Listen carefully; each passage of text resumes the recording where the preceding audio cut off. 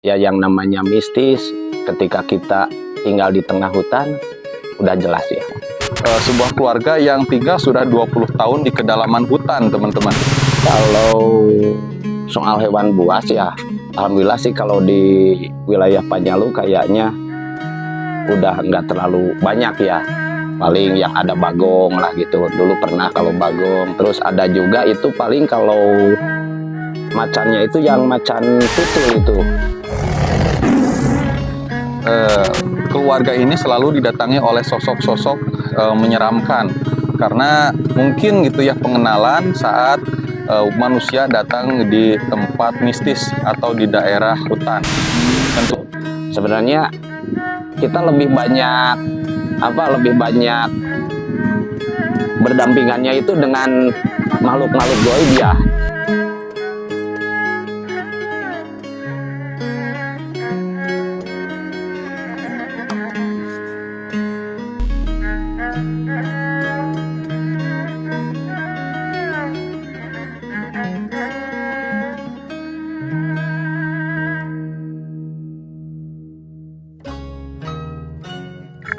Halo, assalamualaikum warahmatullahi wabarakatuh. Ketemu lagi dengan Kang Nazar.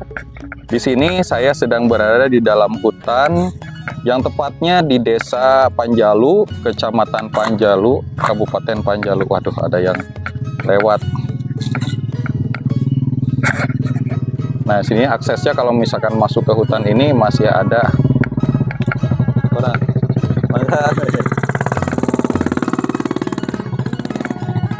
Wah, di sini ternyata ada.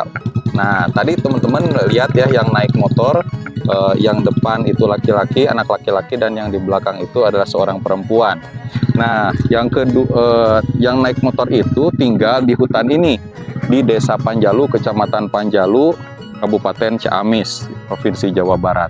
Di sini saya akan bertemu sebuah keluarga yang tinggal sudah 20 tahun di kedalaman hutan, teman-teman. Nah, konon kabarnya sih di sini keluarga ini selalu didatangi oleh sosok-sosok menyeramkan karena mungkin gitu ya pengenalan saat manusia datang di tempat mistis atau di daerah hutan. Tentunya kan kalau misalkan kita tinggal di hutan banyak sekali gangguan-gangguan. Nah, untuk perjalanannya seperti apa, tonton saja videonya sambil kita berjalan menuju rumah yang sudah ditinggali selama 20 tahun lebih. Nah, beginilah teman-teman kondisi hutan yang ada di Desa Panjalu, Kecamatan Panjalu, Kabupaten Ciamis. Nah, kita tidak datang sendirian, banyak konten kreator yang datang ke sini karena ceritanya itu sangat unik sekali, beda dengan cerita-cerita orang lain. Betul ya, Kang Mas ya? Luar biasa. Ini lagi tebar pesona, katanya lagi endorse deodoran kelek. Belum lagi teman-teman yang ada di sana. Jadi kita saling menjaga, ada yang di depan, belakang, ada yang di samping juga gitu. Dari cerita yang beredar teman-teman, yang orang yang tinggal selama 20 tahun di hutan ini pernah diganggu oleh siluman ular yang cantik jelita, teman-teman. Dan kabarnya di sini ini bisa dijadikan tempat pesugihan atau tempat pencarian uang secara instan dengan syarat harus menikahi wanita cantik siluman ular atau ipri yang ada di hutan ini. Ini sangat luar biasa sekali teman-teman, suasananya cukup seperti di alam liar ya teman-teman. Ini kalau dilihat sebelah kanan ini ada jurang dan suara tonggeret seperti itu masih terdengar sangat kencang sekali. Ya, seperti mau menjelang maghrib gitu ya, atau petang. Kalau orang Sunda bilang sareupna, teman-teman. Dan tentunya untuk jalannya sendiri ini sudah masih bisa dilalui karena sudah 20 tahun pemilik rumah ini selalu hilir mudik, teman-teman. Nah, udah ketemu nih. Nanti kita akan kenalan dulu dengan penghuni rumah ini. Nah, katanya sih namanya Bapak Imron ya teman-teman. Dan Bapak Imron ini tinggal di sini sudah 20 tahun dan bekerja di sini juga dengan memanfaatkan alam ya. Kalau yang di depan ini bukan rumah ya teman-teman, bukan rumah manusia, tapi rumah kambing. Kandang kambing nampaknya. Nanti kita bakal lihat-lihat kambing-kambingnya nih teman-teman. Oh, bukan kayaknya teman-teman, bukan kandang kambing. Ini lebih ke apa ya, dapur kayaknya ya. Dan banyak sekali, ya dapur teman-teman, karena ada kayu bakar di dalamnya tuh. Luar biasa nih. Nah itu kamar mandinya teman-teman. Tuh, kita lihat ke bawah ya. Dan ini airnya asli dari alam ya, bukan dari PDAM ataupun sumur. Nah, betul-betul alami. Jobong ya. Mandi di sini, berak di sini barangkali. Kalau buah-buahan di sini ada juga pisang tuh teman-teman. Ada tanaman labu juga. Dan di sini hutan yang sangat dimanfaatkan sekali ya. Di atas ada lengkuas untuk pengobatan dan sayuran. Dan ini kandang kambingnya teman-teman. Kandang kambingnya. Nama pemiliknya itu Bapak Imron. Yang kabarnya mempunyai keahlian dalam silat dan memiliki benda-benda pusaka di rumahnya. Kan dikat, we. Dan di sini teman-teman Bapak Imron ini punya benda pusaka dan punya tenaga dalam yang bisa kita lihat gitu ya penampilannya. Penjaga-penjaga pun banyak di sini. Yang kita lihat satu ekor anjing, padahal di sini banyak banget nih.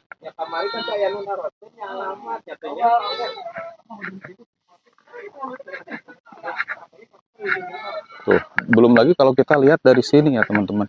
Hutannya sangat lebat sekali. Wow. Konon kabarnya ya di hutan ini masih banyak hewan-hewan liar seperti macan, harimau begitu, kera, dan banyak lagi yang lainnya. Luar biasa, ini sangat asri sekali ya yang kita lihat. Sebelah sana bukan hiasan, bukan hiasan mati ya, bukan dari plastik, tapi betul-betul tanaman gitu ya, tanaman yang hidup. Dan kita bakal ngobrol-ngobrol ke dalam. Assalamualaikum. Waalaikumsalam. Aduh, siap Kang. Kang Imronnya ada Kang? Ada lagi. Oh iya. Ini kira-kira diizinkan ya kalau saya lihat-lihat gitu ruangannya? Alhamdulillah. Diizinkan ya? Welcome. Boleh berarti ya? Boleh, boleh. Rumah di tengah hutan. Oh iya iya. Nah ini asli nih teman-teman, bukan dari plastik nih. Tuh, sobek. Wah nanti kena santet tuh. Nah Kang Imronnya. Assalamualaikum Kang Imron. Waalaikumsalam warahmatullahi. Aduh mohon maaf mengganggu waktunya. Saya dari Kang Nazar Channel, dari YouTube. Nah, izin nanti ngobrol-ngobrol sama Kang Imron, sama teman-teman juga ya Kang. Nah, saya juga izin boleh lihat rumah ini enggak gitu? Silakan. Oh boleh ya? Iya, silakan. Boleh, siap. Nah ini yang paling nyaman nampaknya dari spot sini nih. Ini bisa tiduran di sini nih teman-teman. Hemok. Langsung pemandangannya alam. Kalau ini ruangan apa Kang? Ini kamar. Oh ini kamar. Anak tuh. Oh Nah, boleh dilihat? silakan. Cuman ya kamar anak-anak sih kayaknya. Oh. Ibu nggak ngerepotin lagi ya. Nah, ini kamar anak-anak. Wah, tuh ada tulisan-tulisannya. Pada apa itu? Pahe Oh. karena suci. Ya? Pakai karena suci, makan Oh. karena halal. Waduh, ini ada kata-kata mutiara di bahasa Sunda ya. Luar biasa. Cukup rapi sekali. Teteh, Kundamang. Kali ini istri, Kang. Alhamdulillah. Nah, di sini juga tempat tidur juga. Atur nuhun. Di legenan. Ya, non kopi seketiknya. Alhamdulillah teman-teman, saya bersama rekan-rekan sudah sampai di rumahnya Kang Imron yang menurut kabarnya itu sudah lama tinggal di tengah hutan, bahkan sampai 20 tahun. Wow, siapa yang bisa ya tinggal selama 20 tahun kecuali orang-orang yang mempunyai kelebihan. Dan di sini saya akan bertanya pengalaman beliau tinggal di tengah hutan Ciamis yang konon kabarnya hutannya itu paling luas se Pulau Jawa. Ditambah juga nanti kita akan bincang-bincang tentang pengalaman beliau mengenai pesugihan karena pernah didatangi oleh Ipri atau siluman ular. Nah, sebelumnya kita akan menyapa dulu. Assalamualaikum Kang Imron. Waalaikumsalam. Bagaimana kabarnya hari ini? Alhamdulillah baik. Luar biasa. Ini Kang Imron, saya jauh-jauh datang ke sini ya, ingin tanya tentang pengalaman Kang Imron selama 20 tahun dan ceritanya tentang pesugihan siluman ular. Boleh diterangkan Kang Imron? Eh, Terima kasih ya. Yang pertama-tama saya ucapkan terima kasih ke saudara-saudara yang telah jauh-jauh datang ya di sini, dan alhamdulillah kita bisa kumpul ya di tempat ini yang mudah-mudahan kita mendapat ridho dari Allah Subhanahu wa Ta'ala. Amin ya Allah ya Rabbal Alamin. Ya kalau ngobrolin pengalaman ya kayaknya sih ada ya, ada. Bisa dibilang banyak sih bisa ya, karena kita udah lama kan tinggal di sini gitu kalau dari sisi pengalaman. Terus ya yang namanya mistis ketika kita tinggal di tengah hutan udah jelas ya. Kenapa? Karena ya yang namanya kita tinggal di tengah hutan, terus kayaknya lebih banyak bergaulnya itu dengan urusan-urusan mistis ya daripada dengan warga setempat gitu kan. Iya, seperti betul. itu ya. Gitu. Ya kalau tinggal di sini ya saya maaf ya, saya yang ininya kalau tinggal di sini itu udah sekitar hampir 8 tahun lah kita tinggal di sini. Oh, jadi cerita yang sebetulnya itu bukan 20 tahun tapi Enggak, 8 8 tahun. tahun kita tinggal di sini gitu. Ya gitu. Tadinya kita tinggal di sini itu ya gimana ya, yang namanya kita hidup kan seperti itu ya. Udah jelas lah gitu. Kalau boleh tahu Kang, itu alasannya Akang tinggal di hutan itu ini kenapa? Saya dengar hutannya ini katanya cukup seram gitu. Boleh diterangkan nggak alasannya itu kenapa Kang? Ya kita sih alasannya itu ya awalnya ya kita alasannya pingin tenang aja. Kita nggak ada cari yang lain, nggak neko-neko ya, nggak nyari-nyari ya hal-hal lain gitu. Kita pingin tenang. Terus ya kita merasa bahwa gimana ya, kita jadi gimana ya, kita neranginnya juga agak susah ya kalau soal ini ya. Jadi kita benar-benar cari ketenangan lah gitu. Walaupun kesininya ya emang sih kesininya, walaupun kita di awal cari ketenangan ya kesininya banyaklah hal-hal yang kita temuin gitu, baik dari alamnya, dari segala macamnya yang namanya karena waktu ya gitu kan, kita lama tinggal di sini jadi ya semakin banyaklah pengalaman gitu kita tinggal di sini gitu. Kalau pengalaman mistisnya nih Kang, soalnya kan banyak orang yang berpikirnya gini, kalau tinggal di hutan itu bisa jadi diganggu oleh hewan buas, terus makhluk-makhluk astral, kejadian-kejadian aneh di luar nalar dan logika kita. Atau mungkin ada yang disebut juga perkenalan. Katanya ada manusia nih yang berani tinggal di hutan dan makhluk gaib mengganggu. Nah, kalau pengalaman mistis seperti itu dan gangguan dari hewan buas, bagaimana Kang? Apakah Akang punya pengalamannya? Kalau soal hewan buas ya alhamdulillah sih kalau di wilayah Panjalu kayaknya udah nggak terlalu banyak ya. Paling yang ada bagong lah gitu. Dulu pernah kalau bagong. Terus ada juga itu paling kalau macannya itu yang macan tutul itu. Kalau macan tutul sih pernah ada gitu. Dulu saya waktu ternak kalkun itu sempat habis itu. Oh, pernah diganggu macan tutul Pernah. sampai gitu. hewan ternak Akang mati Ada semua. kalkun sampai ngilang sih semua gitu. Cuman sisa bulunya doang gitu. Aduh. Padahal kan dikasih pagar ya. Iya. Tapi pagar tinggi itu diloncatin gitu. Kalau anjing kan nggak mungkin. Gitu. Itu pernah sih 1 kali. Kalau di sini kayaknya cuman paling ada macan tutul. Paling ada itu. Kalau di sini itu pun jarang sih datangnya. nggak terlalu ini gitu, nggak terlalu sering lah kalau dari hewan buas ya. Justru yang kita temuin itu malahan jadi kita tahu gitu. Karena kita lama di sini, tinggal di sini, jadi kita tahu kayak oh area ini, area ini, area ini gitu. Sebenarnya kita lebih banyak lebih banyak berdampingannya itu dengan makhluk-makhluk goib ya, dengan hal-hal yang seperti itu gitu. Sebenarnya lebih ke sana gitu, lebih banyaknya. Baik dari sisi suara ataupun kadang-kadang ya nggak tahu kebetulan atau nggak tahu gimana ya, kadang-kadang sepintas kita pernah lihat kok gitu. Diganggu sama ular pernah, Kang? Ya pernah ya, baik itu ular yang benar-benar ular gitu ya, ataupun yang dibilang ular jadi-jadian ya, kita nggak tahu gitu. Kan di sini pasti ada yang ular asli ular itu ada gitu. Di sini kan kebetulan habitat orai sanca ya kalau di sini dibilangnya gitu. Bukannya ular sanca itu ular terbesar gitu, termasuk golongan ular-ular besar. Dan di sini ada pastinya tadi disebutkan. Ada, karena ini kan yang di atas sana itu kan kebetulan area hutan lindung ya. Itu namanya Pasiraya gitu. Ini kan Ciramping sama hutan lindung juga gitu. Jadi kemungkinan ya habitatnya itu di sebelah sana gitu, di sebelah hutan lindung itu. Karena itu kan masih alami ya. Jarang terjamah sama manusia gitu.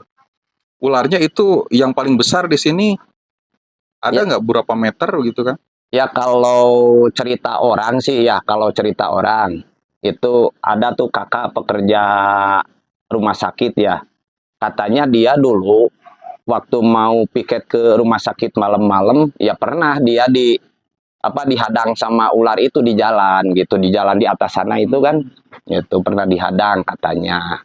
Itu cuman dulu sih. Kalau saya sih nemuin yang gede mah belum pernah ya. Paling gede itu ya seukuran inilah nih.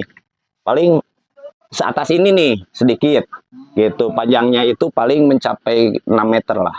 Itu pernah gitu kalau itu mah. Kalau ular sanca itu bisa makan orang barangkali ya? Ada ceritanya nggak di sini ada ular sanca makan manusia begitu? Enggak sih, kalau makan manusia sih enggak ya, enggak pernah gitu, enggak pernah ada cerita gitu. Kalau makan manusia mah. Tapi kalau di sini banyak sih kalau yang dapat mah. Bahkan kalau anak-anak yang segede gini mah gitu, kadang-kadang kalau musim penghujan ya itu di sini nih di bawah pernah dapat gitu. Kalau yang segede gini mah, yang kecil-kecil. Kalau yang gede mah yang segede gitu saya juga kalah gitu. Jadi nggak pernah didapetin. Lepas gitu ya. Lepas. Nah, mungkin untuk pembahasan tentang ular ya. Jadi di konten sebelumnya Kang Imron ini sudah pernah bercerita kepada kita, tapi dengan berhubungnya waktu yang hampir menjelang maghrib ya di konten sebelumnya. Kang Imron itu pernah bercerita katanya pernah didatangi yaitu salah satu sosok ular yang dimana katanya ular tersebut itu berubah tiba-tiba menjadi sosok wanita cantik. Iya. Nah, itu boleh dijelaskan Kang seperti apa? Jadi sebetulnya ular itu ular apa sih? Apakah ular jadi-jadian atau memang ratu ular ataukah memang perwujudan dari sosok ratu ular yang bisa disebut apa sih namanya? Nyi Blorong. Naik ke sini masih ular. Nah, jadi perempuannya itu pas di dalam di sini. Gitu. Cantik. Ya cantik sih gitu. Pakai seksi.